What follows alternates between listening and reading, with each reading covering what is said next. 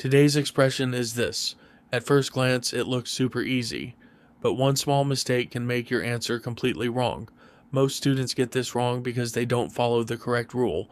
If you solve this expression without using the rule, there's a high chance your answer will be incorrect.